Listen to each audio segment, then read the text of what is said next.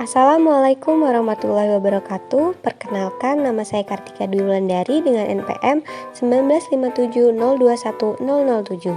Di sini saya akan menjelaskan 10 alat yang digunakan dalam penelitian ekologi.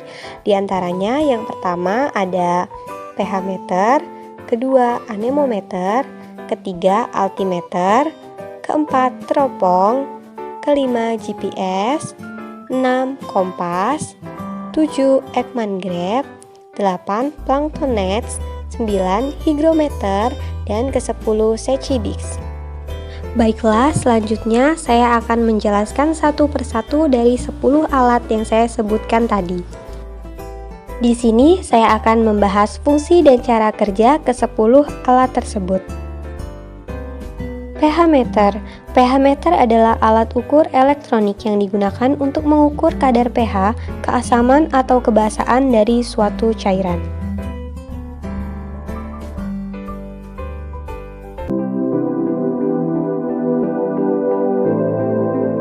Elektroda. Elektroda adalah konduktor yang dilalui arus listrik dari satu media ke media yang lain. Fungsi elektroda yaitu sebagai penghantar arus listrik. Apabila elektroda sudah tidak digunakan, maka elektroda harus direndam dengan larutan KCl agar tidak kering. Kedua ada body atau badan. Body atau badan adalah penghubung antara display atau layar dengan elektroda sekaligus menjadi tempat penjepit elektroda. Yang ketiga ada display atau layar. Display atau layar menampilkan pengukuran pH suatu larutan oleh pH meter dari skala 0 sampai 14. Lalu bahan-bahan yang digunakan adalah larutan dengan pH tertentu, larutan buffer, dan aqueous.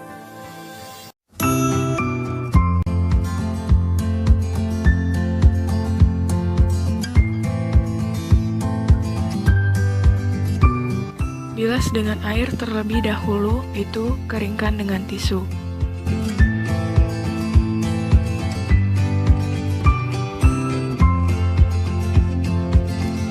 Ambil larutan yang akan dipakai. Larutan yang dipakai adalah larutan yang telah diketahui pH-nya. Kali ini, kami menggunakan larutan dengan pH 4. Tempatkan ujung batang di dalam larutan.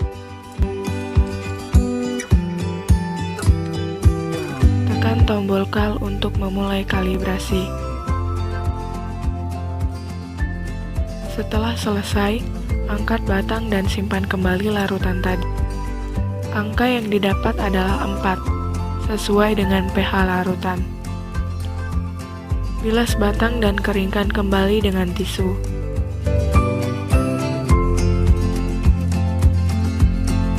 Masih kalibrasi. Kali ini kami menggunakan larutan dengan pH 7.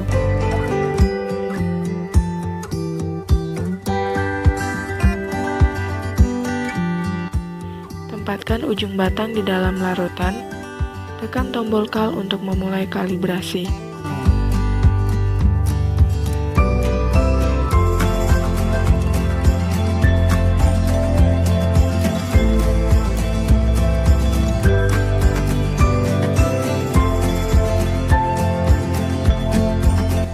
Pembacaan selesai saat terdengar bunyi bip.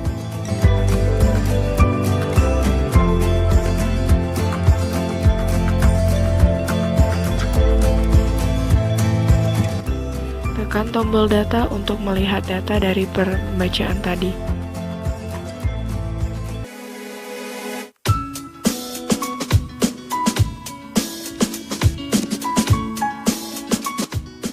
Ulangi langkah yang sama seperti sebelumnya.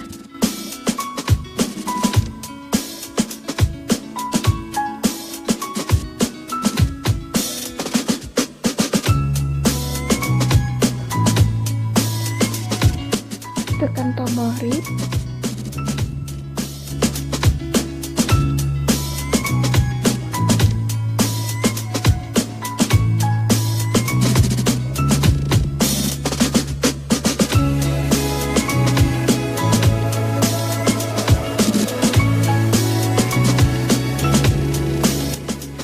Setelah selesai, tutup kembali lalu bereskan alat-alat. Jangan lupa matikan alatnya. Yang kedua ada anemometer. Anemometer adalah sebuah alat yang digunakan untuk mengukur kecepatan angin. Dulu ya, jangan lupa. Ya, kondisinya seperti ini, baterainya. Ya, kemudian setelah dimasukin baterainya, posisi yang sesuai ya. Kemudian kita tutup dan kita tekan tombol power ya. Di sini ada tombolnya. Kita tekan sekali sampai alatnya menyala. Untuk melakukan pengukuran, ya ini hanya contoh saja ya. Harusnya kita lakukan pengukuran di luar ruangan, ya dekat dengan sumber pencemaran yang misalnya ada cerobong asap, untuk mengetahui ya kecepatan ya penyebaran dari udara tadi ya, udara dari cerobong asap. Nah ini hanya contoh ya, kita mau melakukan pengukuran di ruangan ini ya. Pertama kita di sini ada tombol-tombol ya, ada tombol power, kemudian escape ya, escape ini tombol back ya, kemudian ini tombol di tengah ini untuk enter ya, atau mulai pengukuran, ini arah ke atas ke bawah ya, kemudian di tengah ini menu ya, start ini untuk menampilkan hasil pengukuran yang sudah kita lakukan. Oke, kita mau coba ya menggunakan alat ini. Kita tekan ya tombol yang di tengah ya, kemudian kita arahkan ke sumber ya, sumber datangnya angin. Nah, pengukuran sudah selesai dilakukan ya, kemudian kita mau melihat hasilnya ya. Hasilnya ini kita set dulu ya, set, tekan ya tombol yang di tengah ini, kita tekan ya, kita tekan, kemudian ya sudah tersimpan datanya. Kita mau lihat data hasil pengukuran tadi, kita tekan tombol start ini ya, klik. Nah kemudian menampilkan hasil ya, average ya, rata-rata kecepatan angin yang sudah kita ukur tadi. Ada kecepatan minimum dan juga kecepatan maksimum ya, kemudian kita catat di laporan. Nah setelah digunakan alat ini, kita matikan ya, kita back dulu ya. Jika mau digunakan lagi sama ya, prosedurnya seperti tadi. Jika sudah selesai, kita tekan lagi tombol power ya sampai alat ini mati ya. Jangan lupa dikeluarkan kembali baterainya. Yang ketiga ada altimeter. Altimeter adalah alat yang digunakan untuk mengukur ketinggian suatu titik dari permukaan laut.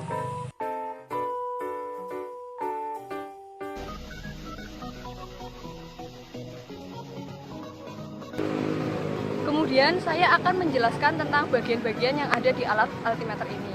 Yang pertama, badan alat. Kemudian ada skala luar. Skala luar di sini yaitu untuk menjelaskan tentang ketinggian tempat. Kedua, ada skala dalam, di mana di sini itu untuk mengukur tekanan. Kemudian ada jalur petunjuk.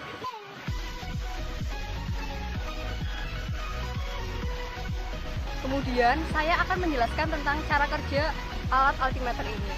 Yang pertama, siapkan alat. Yang kedua, tentukan tempat yang akan diukur. Yang ketiga, netralkan terlebih dahulu, biasanya dibawa ke tempat yang lebih rendah atau dibawa ke pantai. Kemudian mari kita tentukan tempat yang akan diukur. Jadi, biarkan alat altimeter ini mengukur dengan sendirinya. Kemudian kita lihat skala ketinggiannya. Di sini, di daerah FIK ini, ketinggiannya yaitu 161 mdpl atau meter di atas permukaan air laut. Yang keempat, teropong. Teropong adalah sebuah alat yang digunakan untuk melihat benda-benda yang jauh sehingga tampak lebih jelas dan lebih dekat. Teman-teman tahu untuk posisi dibukanya dan ditutupnya. Kenapa dia dibuat flip seperti ini? Ini menyesuaikan dengan jarak mata tiap orang berbeda-beda, tapi ini adalah kondisi maksimal seperti ini. Jadi kondisi maksimal seperti ini bisa digunakan untuk siapapun karena ini kondisi maksimal. Kalau ternyata dia kondisi matanya lebih kecil atau masih kecil anaknya, dia pasti akan gunakan yang seperti ini karena semakin dekat jarak matanya. Tapi kalau semakin dewasa ataupun ukuran maksimal seseorang adalah seperti ini, sehingga alat ini cukup efektif karena satu alat bisa untuk semuanya. Yang pertama, flip opennya sesuai jarak antar mata di dua belah mata kiri kanan. Terus lagi teman-teman perlu cermati, ada dua sisi lensa. Kalau teman-teman lihatnya kebalik, teman-teman lihatnya akan dari sisi sini, teman-teman tidak akan mendapati apapun. Tidak akan mendapati apapun. Tapi kalau teman-teman yang perlu cermati, teman-teman harus lihat dari sudut lensa yang kecil. Dengan sudut lensa yang kecil ini, teman-teman langsung bisa seperti apa jarak yang ingin dipandang. Contohnya, teman-teman bisa atur dengan resolusi yang ada di atas ini.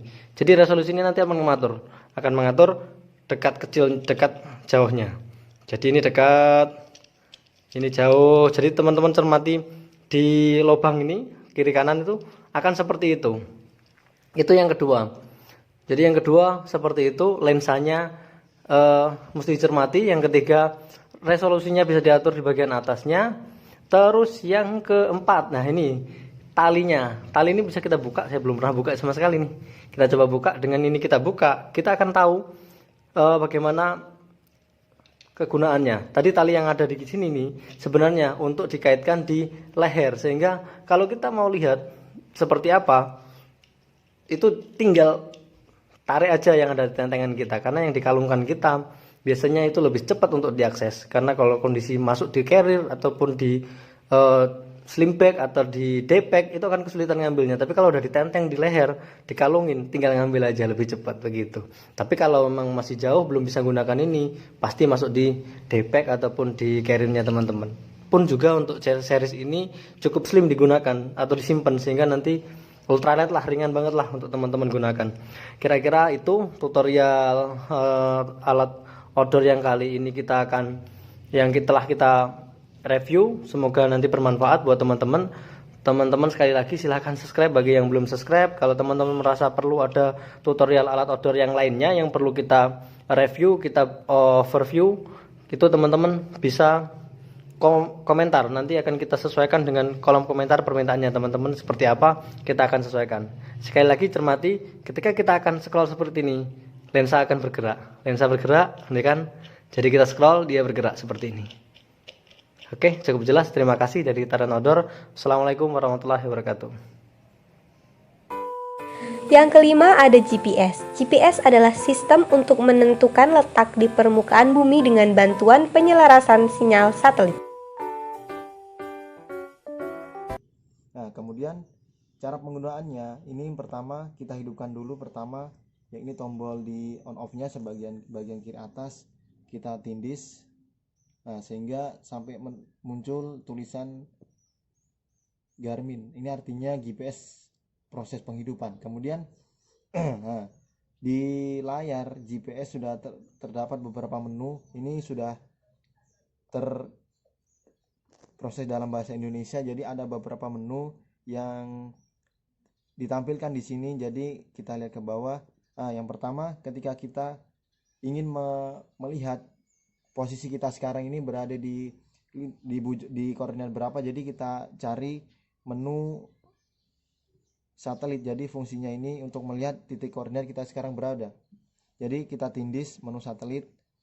Nah, maka akan muncul seperti ini. Ini artinya posisi kita sekarang ini berada di S 00 derajat 54 menit 42,12 detik.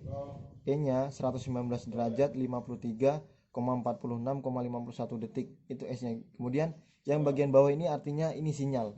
Jadi GPS ini ketika dia terkena sinar matahari maka sinyalnya akan semakin bagus. Tetapi ketika posisi mendung seperti ini maka dia akan kecil sekali sinyalnya. Maka akan mengganggu keakuratan dari titik koordinat yang kita ada sekarang. Jadi ini menentukan sekali. Jadi ini evolusi. Jadi ini menentukan titik keakuratan dari GPS tersebut. Nah, kemudian ketika kita ingin kembali ke menu lain, kita tindis back, artinya kita kembali.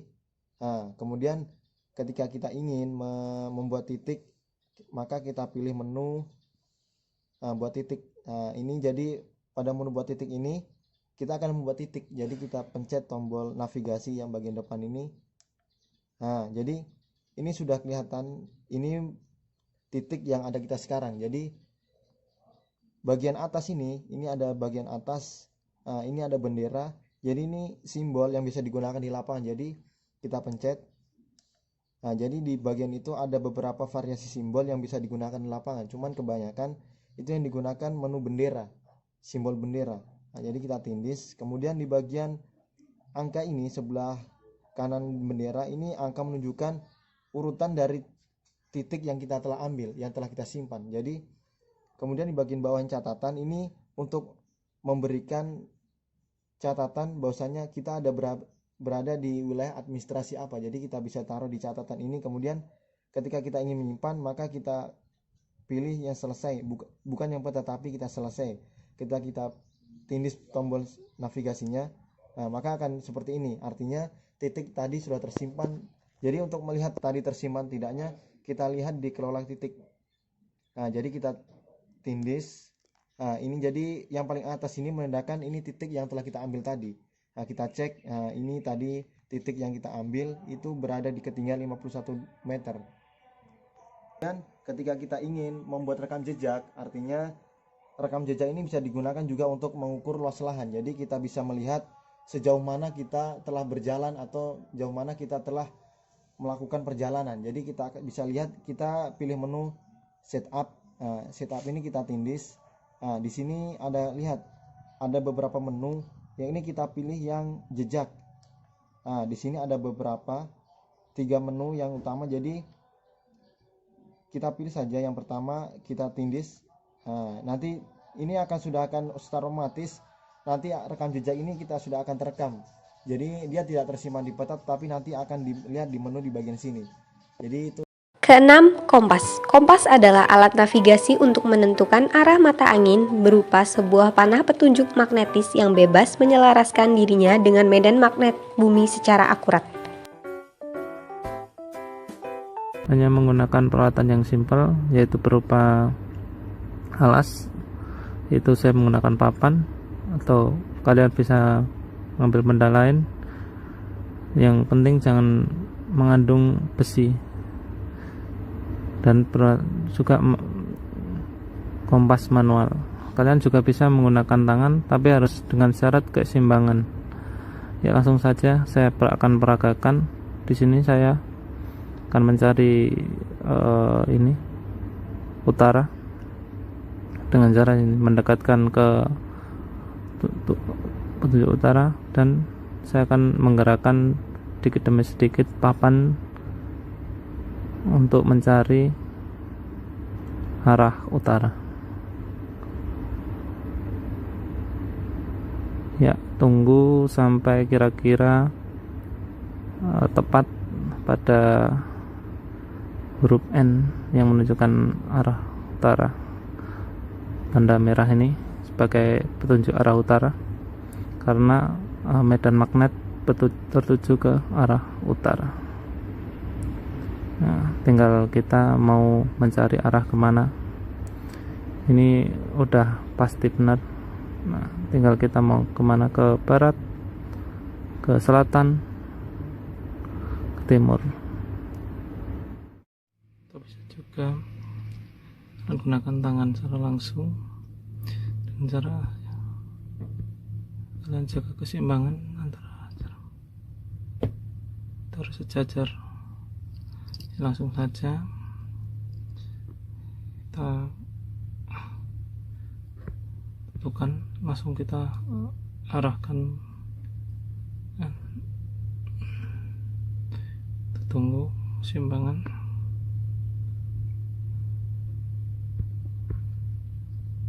Ketujuh, ada Ekman Grab. Ekman Grab adalah sebuah alat yang digunakan untuk pengambilan sampel pada substrat lunak atau dasar yang berlumpur.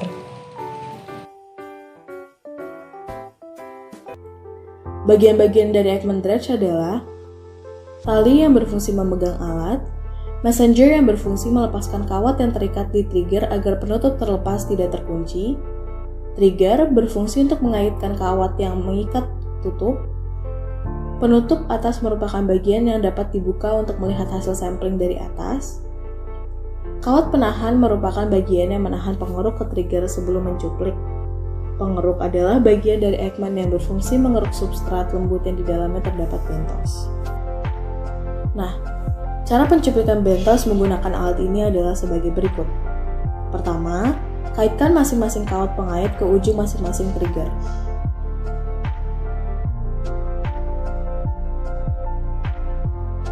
Setelah terkait, turunkan Ekman secara perlahan ke bawah sungai.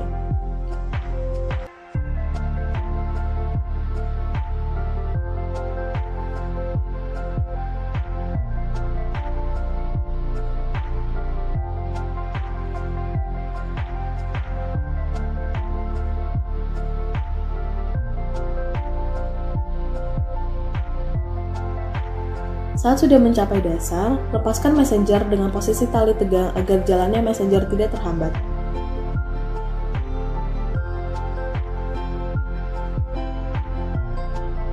Setelah kedua tutup pengeruk tertutup, angkat perlahan alat Ekman ke permukaan. Untuk posisi Ekman tertutup dan terbuka adalah sebagai berikut.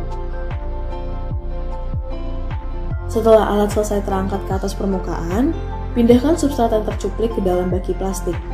Kemudian, masukkan ke dalam plastik untuk dianalisis di lab.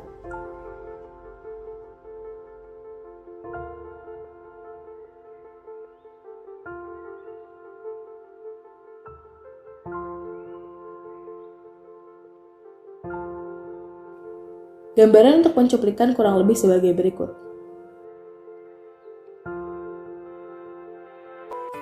Delapan, ada plankton nets. Plankton nets adalah peralatan yang digunakan untuk mengumpulkan sampel plankton di genangan air.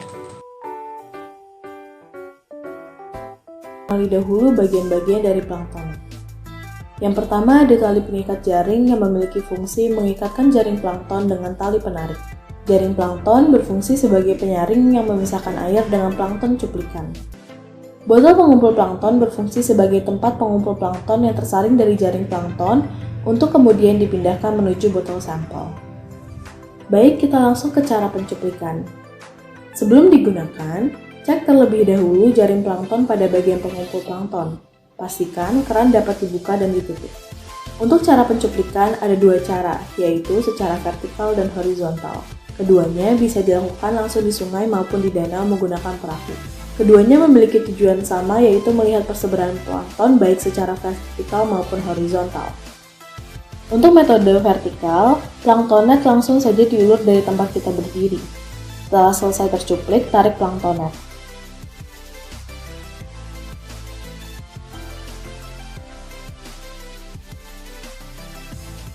Pindahkan sampel yang terkumpul di botol pengumpul ke botol sampel untuk dianalisis di laboratorium.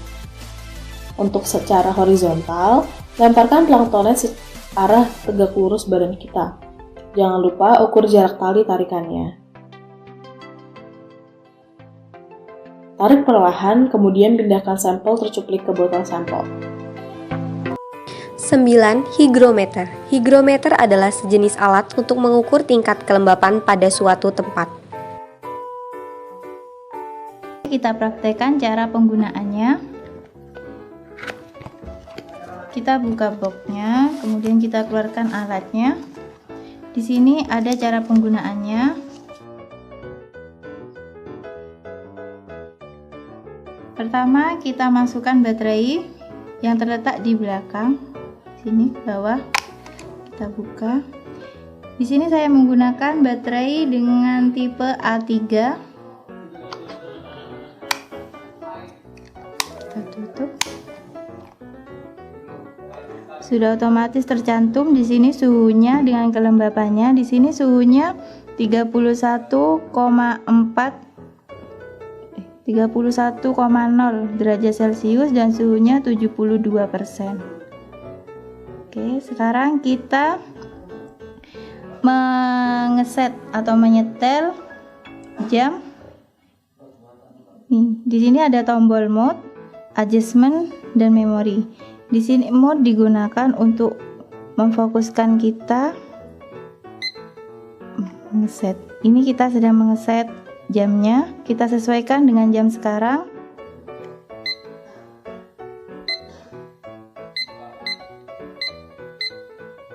Ini untuk mengganti menitnya. Kemudian kita mode lagi untuk mengganti jamnya.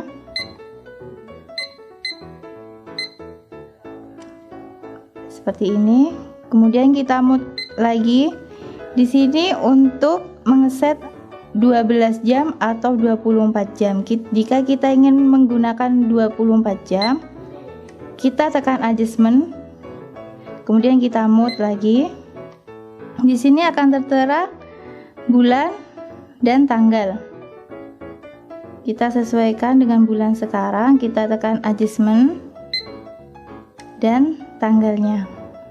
Sekarang kebetulan tanggal 1 bulan 2. Kemudian jika sudah, kita mode lagi. Ini sudah tertera pukul 4:08. Jika kita ingin mengeset alarm, kita tekan mode. Kurang lebih 3 detik sampai alarm ini muncul.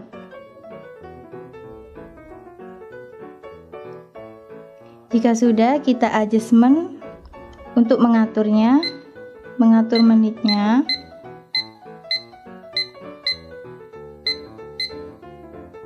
Oke, kemudian ini kita mode lagi untuk mengatur jamnya. Jika kita ingin mengatur jam 4:10 di sini, kemudian kita mode untuk mengunci seperti ini. Ini alarmnya sudah hidup. Ini menunjuk jika detiknya hidup, itu berarti menunjukkan jamnya. Jika detiknya mati, ini berarti alarmnya sedang aktif. Seperti itu ya. Oke. Alat yang terakhir ada Secidix. Secidix adalah alat sederhana yang digunakan untuk mengukur transparasi air di lautan dan danau.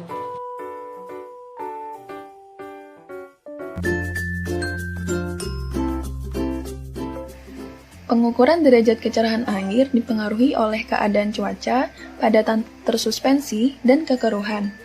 Secidix digunakan untuk mengukur kecerahan air.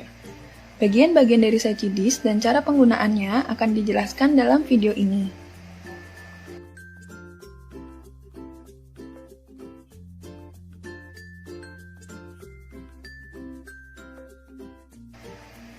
Secidix terdiri dari kepingan logam berbentuk bulat yang terbagi menjadi 4 bagian selang-seling berwarna putih dan hitam, lalu logam pemberat, dan bagian tali yang diberi tanda jarak. Kepingan bulat berfungsi sebagai indikator kecerahan air, sedangkan logam pemberat membantu kepingan Secidix tenggelam. Cara penggunaan Secidix yaitu turunkan Secidix hingga warna hitam dan putih pada kepingan tidak terlihat, lalu tandai titik ini sebagai titik D1. Kemudian, tarik ke atas secara perlahan hingga kepingan warna putih terlihat. Tandai titik ini sebagai titik D2. Rumus menghitung kecerahan air yaitu, jumlahkan titik D1 dan D2 yang didapatkan lalu dibagi 2. Maka didapatkan nilai kecerahan air yang diukur.